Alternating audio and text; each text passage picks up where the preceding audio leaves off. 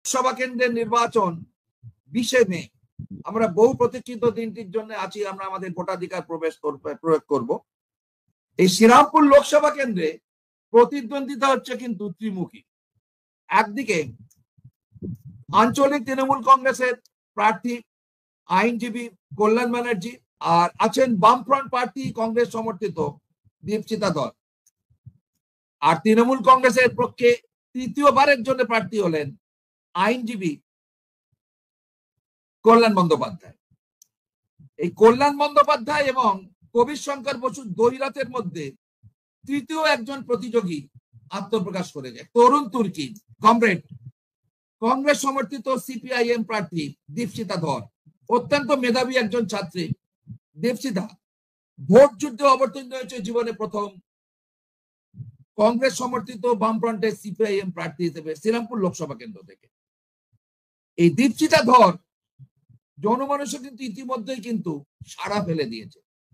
তরুণ তুর্কি হিসেবে তাকে কিন্তু অনেকেই আগামী দিনে আইনসভাতে শ্রীরামপুর লোকসভা কেন্দ্রের প্রতিনিধি হিসেবে কিন্তু দেখতে চায়। কিন্তু দেখতে চাওয়া আর দেখা দুটোর মধ্যে কিন্তু তফাৎটা থেকেই যায়। আমরা আশায় অবশ্যই থাকবো একটা তুল্যমূল্য লড়াই দেখতে পাবো শ্রীরামপুর লোকসভা কেন্দ্রে কল্যাণ বন্দ্যোপাধ্যায়, কবির শঙ্কর বসু এবং দীপশিতা ধরের মধ্যে। আমরা আজকে আমাদের মধ্যে লাইভে পেয়েছি 413তম প্রতাপ পর্বে কংগ্রেস সমর্থিত সিপিআইএম প্রার্থী শ্রীরামপুর লোকসভা কেন্দ্রের দীপশিতা ধর। দীপশিতা ধরকে আমি লাইভে আসার জন্য অনুরোধ করব। আমার সঙ্গে সঞ্চালনায় আজকে থাকবেন দেবাশিস ঘোষ সহ সঞ্চালক হিসেবে। আমি দেবাশিসকে অনুরোধ করব সরাসরি লাইভে আসার জন্য।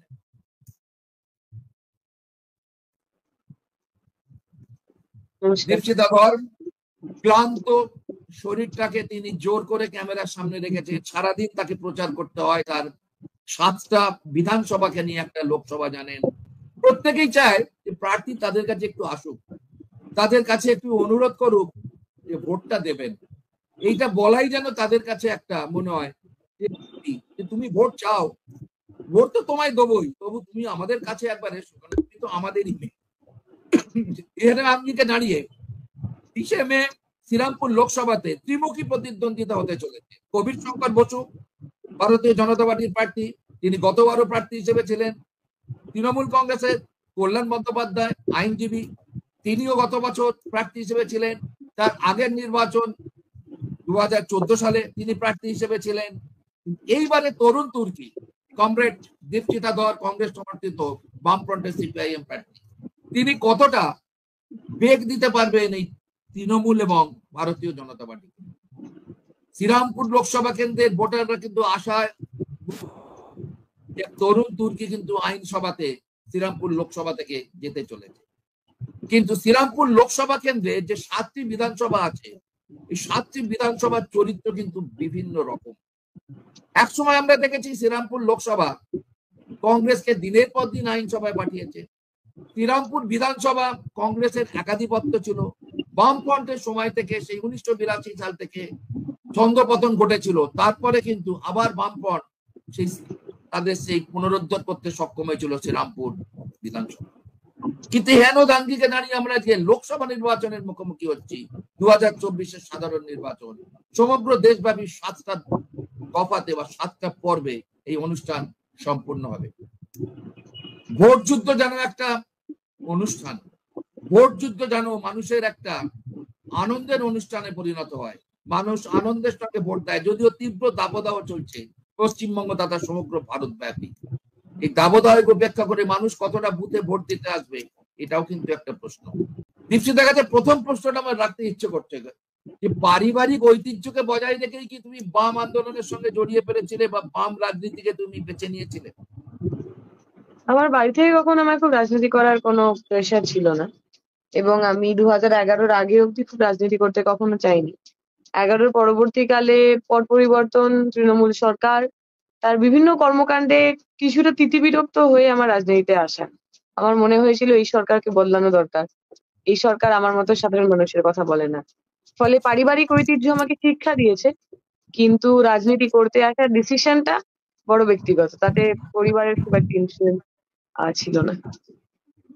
আপনারা শুনলেন যে রাজনীতিতে আসা কিন্তু সম্পূর্ণরূপে দীপশিতার নিজস্ব চিন্তাধারা। এক্ষেত্রে পারিবারিক ঐতিহ্যকে বজায় রেখে তিনি রাজনীতিতে এসছেন, এটা তিনি মানেন না। এবং তার কথার মধ্যে তিনি দীপ্ত কণ্ঠে একটা কথা বললেন যে অপশাসন তৃণমূলের 2011 থেকে শুরু হয়েছে, সেই অপশাসনকে থেকে বাংলাকে মুক্ত করার জন্য, বাংলার মানুষের কণ্ঠরোধ যাতে না হয়ে যায়, তার জন্যই কিন্তু এই বাম রাজনীতির সঙ্গে তিনি জড়িয়েছেন। মানে রাজনীতির প্ল্যাটফর্ম থেকে তিনি বাম রাজনীতিকে পছন্দ করেছেন এবং সেই অনুযায়ী তিনি কিন্তু নিজের রাজনৈতিক চরিত্রটাকে ক্রমশই কিন্তু স্ফীত করার চেষ্টা করছেন।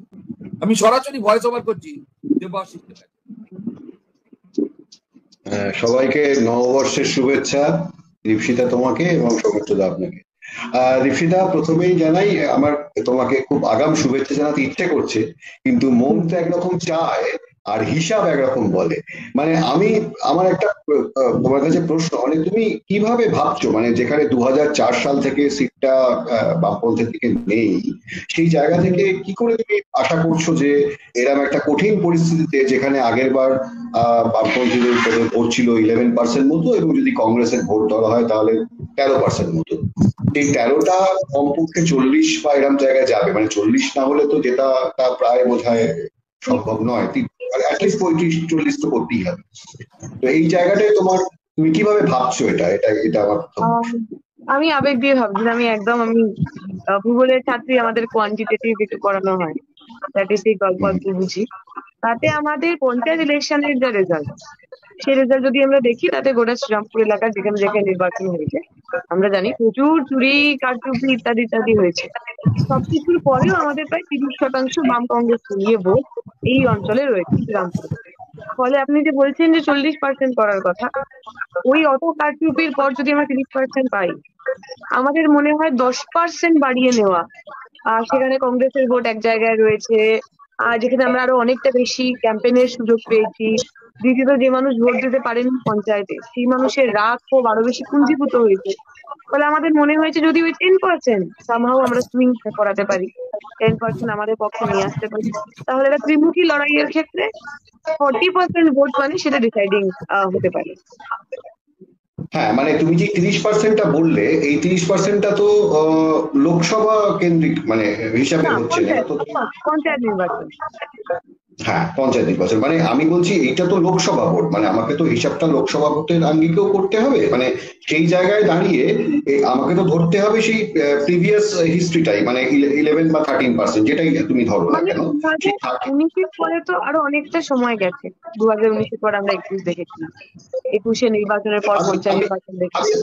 আরেকটু ভিতরে ঢুকছি, মানে ধরো আমি যেটুকু বুঝেছি সেটা হচ্ছে যে এই পুরো যে ভোটগুলো হয়, সেই ভোটগুলো তো অ্যাটলিস্ট তৃণমূলের সময় ভোট করানো হয়, মানে ভোট তো অনেকে মিলে ভোটটা করায়, মানে সাধারণ মানুষ তো খুব একটা ভোট দিতে পারে না। তো এদের যে একটা বিশাল চেন আছে, মানে একটা ধরো কিছু ওই হুলো মস্তান টাইপের লোক, বা তার সঙ্গে আমি ধরে নিলাম পৌরসভার যারা রয়েছে, চেয়ারম্যান রয়েছে, এই চেয়ারম্যান থেকে সিন্ডিকেট, এরা যারা এই রাস্তা ভাঙছে, করছে, আবার রাস্তা করছে, এই যে ধরনের যে মানুষগুলো, এদের তো নিজেদের যে অর্থনৈতিক জায়গা, সেই অর্থনৈতিক জায়গা থেকে এরা তো সবসময় চাইবে যে তৃণমূল সব ক্ষমতায় থাকুক, তাহলে তার জায়গাটা ঠিক থাকবে। এক আর দুই হচ্ছে, আমি যদি এটাকে ভেঙে নিই, যে এরকম কিছু অংশ মহিলা ভোটার, কিছু অংশ আমি সংখ্যালঘু বা মুসলিম ভোটার, আর কিছু অংশ তোমার নন বেঙ্গলি ভোটার, মানে এই যে জায়গাগুলোতে এখানে বামপন্থের প্রার্থী হিসাবে কংগ্রেস সমর্থিত দীপশিতা কতটা প্রভাব ফেলতে পারবে বা কিভাবে প্রভাব ফেলতে পারবে? যে প্রশ্নটা করছিল দীপশিতা, আমি কি রিপিট করবো না দীপশিতা, তোমার মনে আছে? না, আমার মনে আছে। মানে আমি এটাই বলছিলাম যে আসলে ওই যখন সাধারণ মানুষ, আপনি যেরকম বলছিলেন যে বহু মানুষ রাজনীতিকে তার পয়সা কামানোর জায়গা হিসেবে দেখেন, যেভাবে শেখ শাহজাহান, উত্তম অথবা ত্রিপুরা দেখেছিল, কিন্তু যখন সাধারণ মানুষ রাস্তায় বটি নিয়ে, লাঠি নিয়ে, ঝাঁটা নিয়ে নামে, তখন ওদের ভয় পেতে হয়। আমরা এই মুহূর্তে মানুষের রেজিস্ট্যান্সের উপর জোর দিচ্ছি। এই পঞ্চায়েত নির্বাচনেও যেখানে যেখানে আমরা ভোটে জিতেছি, কারণ এই মেশিনারিকে আমরা হারিয়েছিলাম। যে মেশিনারি ভোট করতে দিতে চায় না, যে মেশিনারি পাওয়ার পলিটিক্সে বিশ্বাস করে, মাসল পলিটিক্সে বিশ্বাস করে, ফলে আমাদের প্রাইমারি লক্ষ্য থাকবে আমরা যদি সাংগঠনিক ভাবে ওদেরকে রেজিস্ট করতে পারি, যেহেতু এটা পঞ্চায়েত নির্বাচন, নয়, মানে পঞ্চায়েত নির্বাচনে ব্যালট পাওয়া যায়, লোকসভা নির্বাচনে ইভিএম খেতে গেলে একটু বেশি মজবুত দাঁত হতে হবে। আর মনে হয় সেটা হিউম্যানলি তৃণমূলের পক্ষে পসিবল হবে না। ফলে যে ধরনের কাজটা তারা পঞ্চায়েতে করেছে তারা সেরকম করতে পারবে না বলেই আমার বিশ্বাস। বেশ, আমার এটা বোঝা গেল যে একটা জোটবদ্ধ ভাবে সংঘবদ্ধ ভাবে সবাই যদি থাকা যায় তাহলে হবে, বাঁচা গেল। সেকেন্ড কোয়েশ্চেন ছিল আমার যে মুসলিম ভোটটা তো একটা ফ্যাক্টর হবে ওখানে, সেই ভোটটা কেন দীপশিতার দিকে আসবে, কেন মানে এখন তো সিএ এনআরসি নিয়ে অনেক জুজু দেখাচ্ছে সবাই, তো অটোমেটিক্যালি ভোটটা টিএমসি দিকে যাওয়ার কথা, সেটা কেন দীপশিতার দিকে আসবে বা বিজেপির দিকে যাবে না? এই দুটো খুব মেজর কারণ রয়েছে। একটা কারণ হচ্ছে যে এই যখন এনআরসি সিএ নিয়ে পার্টিকুলারলি সিটিজেনশিপ অ্যামেন্ডমেন্ট অ্যাক্ট 2019 যখন পার্লামেন্টে পাস হচ্ছে, তৃণমূলের এতগুলো এমপি থাকা সত্ত্বেও তার মধ্যে আজকে 4 জন এমপি এমন ছিলেন যারা ওই বিতর্কে ভাগ পর্যন্ত নেননি।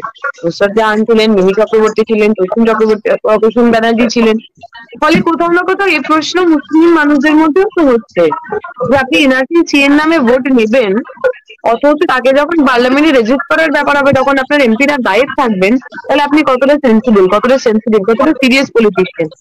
সেকেন্ড জিনিস, যখন NRC see as an issue, but সেটা ছাড়াও তো আমার অনেকগুলো ইস্যু আছে। এই শ্রীরামপুর অঞ্চলে যে সমস্ত মানুষজন পুরসভায় কাজ করেন তার মধ্যে আমার বহু মানুষ রয়েছেন যারা দিনের পর দিন বছরের পর বছর পার্মানেন্ট হচ্ছেন না, তারা কন্ট্রাকচুয়ালি কাজ করছেন। তার মধ্যে অনেক মানুষ রয়েছেন যারা মুসলিম মানুষ। আপনি মুসলিম হন, হিন্দু হন, চাকরিটা তো আপনার একটা প্রাইমারি জায়গা। তৃণমূল সরকার মুসলিম করে একেবারে কেঁদে মরে যাচ্ছেন, অথচ শ্রমিকদের চাকরি পার্মানেন্ট করার ক্ষেত্রে সেখানে তারা ভয়ঙ্কর রকম দুর্নীতির আশ্রয় নিচ্ছেন, মানুষজন তার হকের টাকা পাচ্ছেন না। ফলে মানুষ তো ভাবছেন, মানুষ প্রশ্ন করে শুরু করেছে। And third and most importantly আমার মনে হয় 15 বছর ধরে যিনি এমপি ছিলেন তার ব্যক্তিগত ব্যবহার, যেভাবে তিনি কথা বলেন, 15 বছর ধরে তার এই এলাকায় তিনি যা কাজ করেছেন, বেসিক্যালি কিছুই করেনি, সেইগুলো মানুষের মনে হিন্দু মুসলিম ইরেসপেক্টিভ অফ দ্য রিলিজিয়ন একটা ক্ষোভের তৈরি করেছে। এবং যেহেতু এই মুহূর্তে বিজেপি ঠিক সেই রকম কোথাও খুব দেখা যাচ্ছে না যে তৃণমূলকে হারালে বিজেপি চলে আসবে, এই ভয়টা অন্যবারের তুলনায় অনেকটা কম, অ্যাটলিস্ট রামপুরের ক্ষেত্রে। ফলে যে ভয় থেকে, যে ফিয়ার সাইকোসিস থেকে মানুষ তৃণমূলকে ভোট করছিলেন, আমার মনে হয় সেই ফিয়ার সাইকোসিস থেকে এইবারে ভোট হবে না।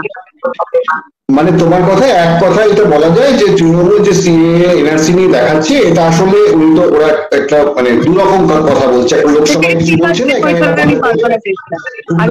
অতএব এটাকে এইভাবে রেজিস্ট করা গেল 2 নম্বর। আবার 2 নম্বর সেই যে তোমার যে জায়গাটায় সেখানে অনেক মানে মানে এরা রয়েছে, মানে বেঙ্গলি একটা রয়েছে, তো সেই নন বেঙ্গলি যারা, তাদের একটা আমরা দেখেছি যে তাদের একটা বিজেপির প্রতি একটা ঝোঁক রয়েছে, মানে সেই যে জায়গাটা, সেই জায়গাটাকে তুমি কিভাবে কমব্যাট করার চেষ্টা করছো? সেটা না দুটো আর কি, এটার দুটো ডাইমেনশন আছে।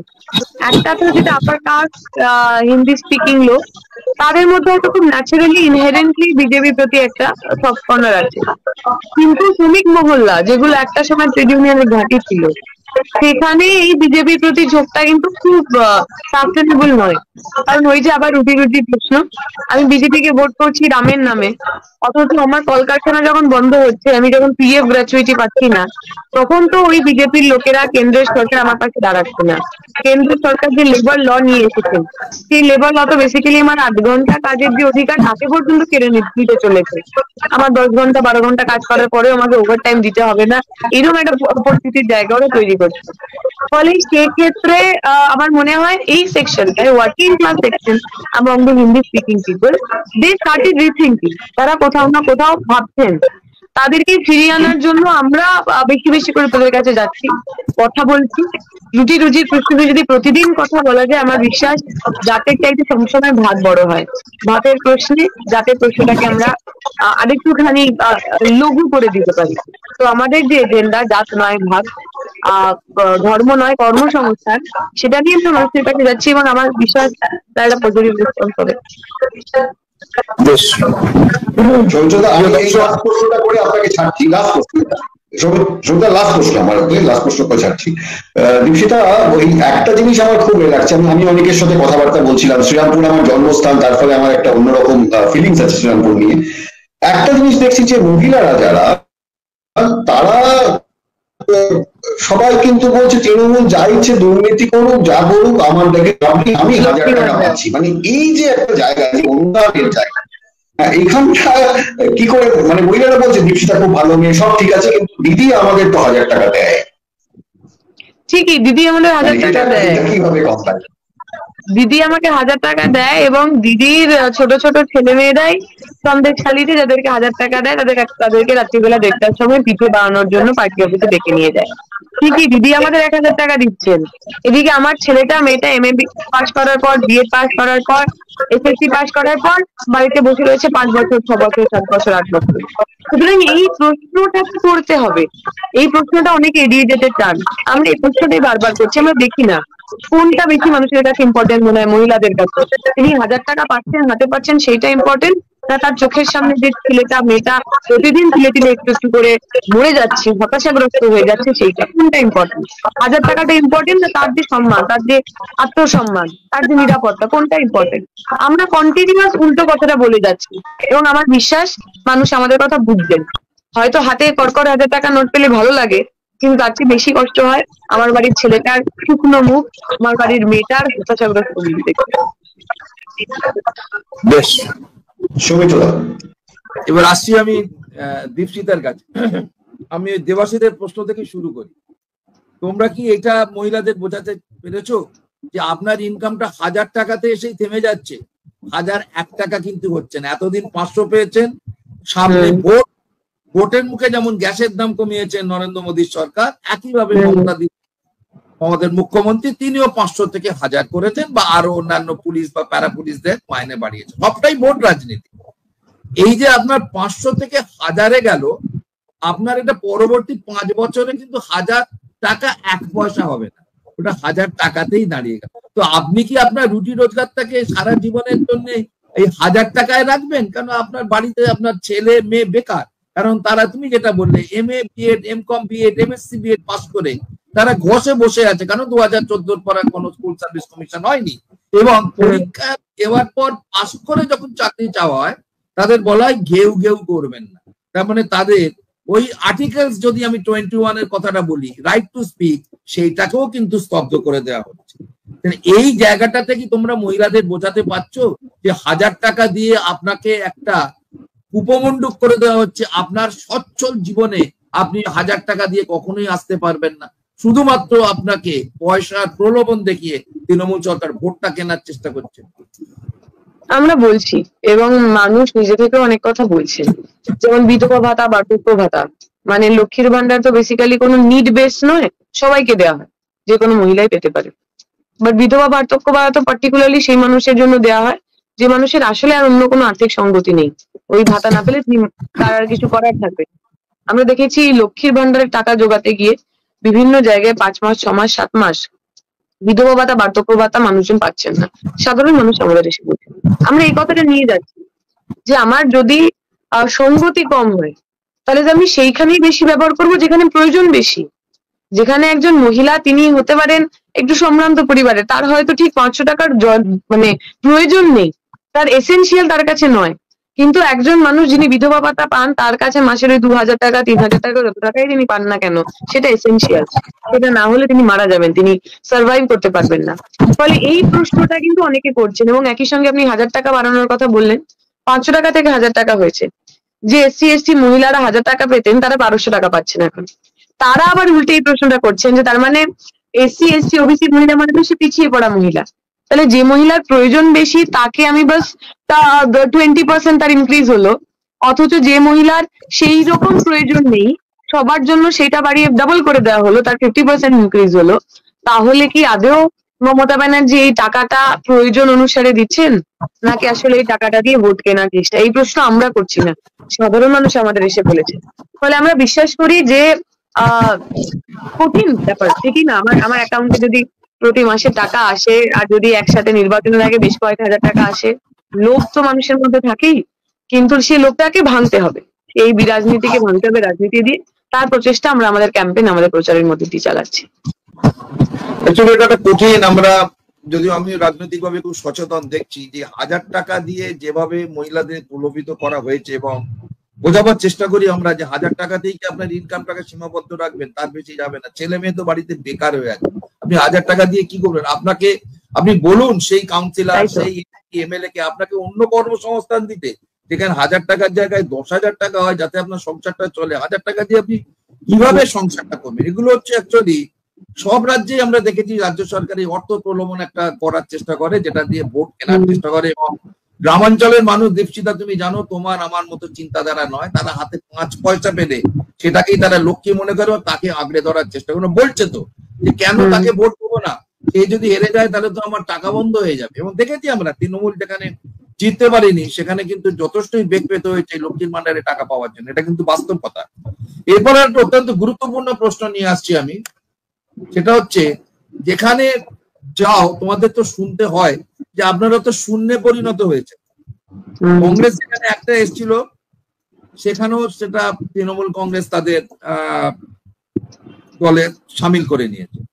এই যে শূন্যে পরিণত হয়েছে, শূন্য থেকে শুরু, এইটা মানুষকে কি করে বোঝাচ্ছ যে আমরা আবার কিন্তু ভোট যুদ্ধে আমরা আছি, আমরা নতুন কিছু নেই, ভোট যুদ্ধে আমরা আছি।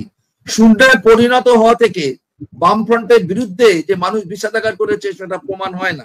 অঙ্কের হিসেবে হয়তো আমরা শূন্য আসন পেয়েছি, ভোটের শতকরা হিসাবটা কিন্তু বামফ্রন্ট ধরে রাখার চেষ্টা করছে। এবং কংগ্রেসকে নিয়ে আমরা এবারে যে চলেছি, আমরা সিট অ্যালায়েন্স করেছি বা জোট অ্যালায়েন্স করেছি, যাই বলো না কেন, তাতে কিন্তু কংগ্রেস এবং বামফ্রন্টের সম্মিলিত যদি ভোটটা সঠিকভাবে পড়ে এবং ফ্লোটিং ভোটাররা যদি বামফ্রন্টের দিকে আবার চলে আসে যারা সরে গেছিলেন, তাহলে কি তোমার মনে হয় না এই যে শূন্যের যে একটা বারে বারে তোমাদের একটা অভিযোগ শুনতে, আপনারা তো শূন্য পরিণত হয়েছে। টিভি চ্যানেলে দেখে দূর মশাই, আপনারা তো শূন্য পাওয়ার রাজনীতি দলের, আপনি আবার কি বক্তৃতা দেবেন বা আপনার কি বক্তব্য? মানে কংগ্রেস বা বামফ্রন্টের প্রতিনিধিদের কোনো বক্তব্য থাকতে পারেন, যেহেতু তারা শূন্যে পরিণত। এই শূন্য থেকে যে তোমরা আবার নতুন করে শুরু করছো, এইটা তোমরা ভোটারদের কাছে, বিশেষ করে নতুন ভোটারদের কাছে কিভাবে উপস্থাপন করছো? না, আমরা বলছি শূন্যটা, ওইটাকে নিয়ে আমরা এতটুকু বদল নই। আমরা যদি পার্লামেন্টে শূন্য হই, অ্যাসেম্বলিতে শূন্য হই, ঘুষখোরি করে দুর্নীতি করে জেলে যাওয়াতে আমরা শূন্য। আমাদের কোন নেতা মন্ত্রীকে জেলে যেতে হয়নি, সেখানে আমরা শূন্য। ইলেকটোরাল বন্ডের কোটি কোটি টাকা নয়ছয় করার ক্ষেত্রে আমরা শূন্য, দুর্নীতি আমরা শূন্য। ফলে আমার মনে হয় এই শূন্যটা অনেক বেশি গর্বের। মানুষ ভোট দেননি, মানুষ কালকে ভোট দেননি, আজকে ভোট দেবে। 2014 আগে বিজেপিকেই বা কত লোকে ভোট দিত, তো দেয়নি তো। 2014 মানুষ বলে ভোট দিয়েছিল, আমরা জিতেছিল। ঠিক একই রকম ইলেকশনের ক্ষেত্রে, ইলেকটোরাল পলিটিক্স এর ক্ষেত্রে সনাতন বলে বা চিরন্তন বলে কিছু হয় না, এটা এবার চেঞ্জ। আমরা মানুষের কাছে যাচ্ছি, শূন্য থেকে মানুষ আমাদের পূর্ণ করবে।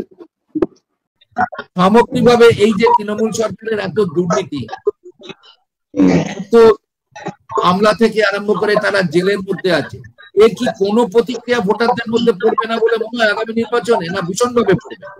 দেবাশিসকে জিজ্ঞেস করছি। না না, আমার মনে হয় এই সব দুর্নীতি খুব একটা পশ্চিমবঙ্গের মানুষকে খুব একটা ভাবায় না। কালে ভাবালে তো 2016 সালে অন্যরকম হতো। মানুষের একটা উদাসীন, বা আমি যদি বলেছি অনির্বাণ ভট্টাচার্যের লেখা ধার করে সুবিধাবাদ আমি বিশ্বাসী আর কি, সাধারণ মানুষ, বলতে খারাপ লাগবে, এটা ফ্যাক্ট। কারণ এখানে অনেকগুলো ওই পিছনে কতগুলো অঙ্ক কাজ করে মানুষের। কিছু মানুষ আছে যারা ভাবে যে আমার তো তৃণমূল দুর্নীতি করেছে, তা দিয়ে কি হবে, আমি তো 1000 টাকা পাচ্ছি। আমি এটা দীক্ষিতাকে হয়তো প্রশ্নটা করবো যে মহিলাদের মধ্যে যে এই জায়গাটা রয়েছে, এই জায়গাটা তো কোনোভাবে মানুষ ফিরে পাচ্ছে, মানুষ তো এ জায়গা থেকে বেরোচ্ছে না।